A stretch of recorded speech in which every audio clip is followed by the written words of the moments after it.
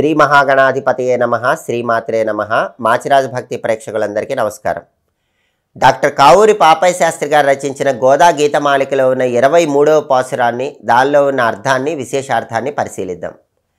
తిరుప్పావై పాసురాలు ఆండాల్ తల్లి అద్భుతంగా గానం చేస్తే వాటికి చాలా సులభంగా అందరికీ అర్థమయ్యే రీతిలో డాక్టర్ కావూరి పాపయ్య శాస్త్రి గారు గోదా గీతమాలిక అనే పేరుతో తెలుగులోకి అనువదించారు. ఈ గోదా గీతమాలికలో ఉన్నటువంటి 23వ పాసురాన్ని, దానిలో ఉన్న అంతరార్థాన్ని, విశేషార్థాన్ని మనం పరిశీలిస్తే ఈ 23వ పాసురంలో రారా మా యదువీర, రారా నందకుమార, రారా గోపకిషోర, రారా సుకుమార అంటూ వర్ణిస్తున్నారు. శైలకందరమునందున శయనించిన పంచాస్యము నిదురలేచి గర్జించుచు నిబ్బరముగా వచ్చునట్లు, అతసీ కుసుమాభవర్ణ అతులిత పరాక్రమార్ణవ, శయనమందిరమ్ము వీడి దయతో రావయ్యా ప్రభు, భువన మోహనముగా సభాభవనమందు వైభవముగా వెలిగే సింహాసనమున వేంచేయుము స్వామి అంటూ గోపికలందరితో కలిసి ఆండాల్ తల్లి శ్రీకృష్ణ పరమాత్మను కీర్తిస్తోంది. దీనిలో ఉన్న అర్థం ఏంటంటే, రారా మా యదువీర, రారా నందకుమార, రారా గోపకిషోర, రారా సుకుమార అంటే శ్రీకృష్ణ పరమాత్మ గుణగణాలన్నీ కూడా కీర్తిస్తూ కృష్ణుణ్ణి నిద్ర నుంచి మేలుకొలిపింది అని అర్థం. శైలకందరమునందున శయనించిన పంచాస్యము నిదురలేచి గర్జించుచు నిబ్బరముగా వచ్చునట్లు అంటే అర్థం ఏంటంటే, శ్రీకృష్ణ పరమాత్మ నిద్ర నుంచి మేల్కొన్న తర్వాత మీకేం కావాలో చెప్పండి అని అడిగితే ఆండాల్ తల్లి ఏమంటుందంటే, స్వామి నువ్వు ఇప్పుడు నిద్ర నుంచి మేల్కొని శయన మందిరంలో ఉన్నావు, నేను శయన మందిరంలో ఉన్నప్పుడు నిద్రమత్తులో మీకేం కావాలో అడిగినా మీకు ఇవ్వటం మర్చిపోయానని చెప్తావేమో, కాబట్టి ఇప్పుడు అడగము, నువ్వు నిద్ర లేచి సభాభవనానికి రా, సభాభవనంలో సింహాసనం మీద కూర్చొని మా అభీష్టాలు నెరవేర్చు అని ఆండాల్ తల్లి పలుకుతూ సభాభవనానికి ఎలా రావాలో వర్ణిస్తోంది. సభాభవనానికి ఎలా రావాలంటే, పర్వత గుహలలో నుంచి సింహం గర్జిస్తూ బయటకు వస్తున్నట్లుగా సభాభవనానికి నువ్వు రావాలి స్వామి అని ప్రార్థిస్తోంది.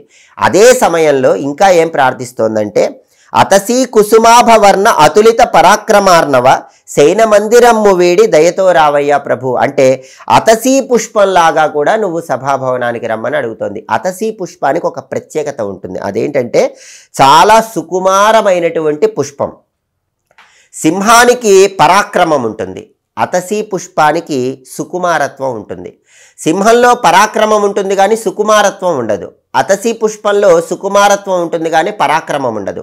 కానీ నీవు నిద్ర నుంచి మేల్కొని సభాభవనానికి నడుస్తూ వస్తుంటే సింహంలో ఉన్న పరాక్రమము, అతసీ పుష్పంలో ఉన్నటువంటి సౌకుమార్యము ఈ రెండు ఉండే విధంగా నువ్వు అలా సభాభవనానికి వచ్చి సభామందిరంలో సింహాసనం మీద కూర్చో స్వామి అంటూ ఆండాల్ తల్లి గోపికలందరితో కలిసి శ్రీకృష్ణ పరమాత్మను ప్రార్థిస్తోంది.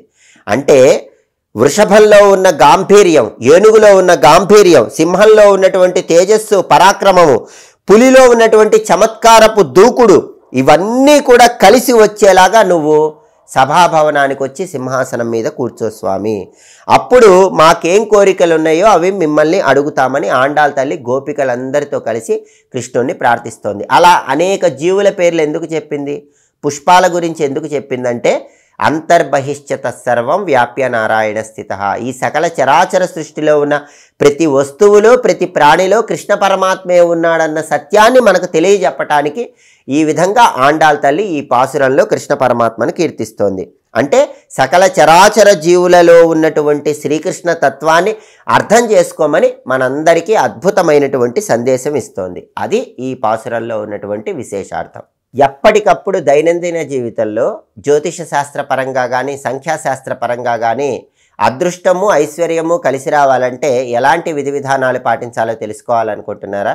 అయితే మా మాచిరాజు భక్తి ఛానల్ని తప్పకుండా సబ్స్క్రైబ్ చేసుకోండి. అలాగే పండుగల సందర్భంగా ఎలాంటి ప్రత్యేకమైన విధులు పాటిస్తే సంవత్సరం మొత్తం అదృష్టము, ఐశ్వర్యము కలిసి వస్తుందో తెలుసుకోవాలనుకుంటున్నారా? అయితే మా మాచిరాజు భక్తి ఛానల్ని తప్పకుండా సబ్స్క్రైబ్ చేసుకోండి. మా వీడియోస్ మీకు నచ్చినట్లయితే మా ఛానల్ని లైక్ చేయండి, కామెంట్ చేయండి, మా ఛానల్ వీడియోస్ 10 మంది మిత్రులకు షేర్ చేయండి. సర్వే జనాః సుఖినో భవంతు. స్వస్తి.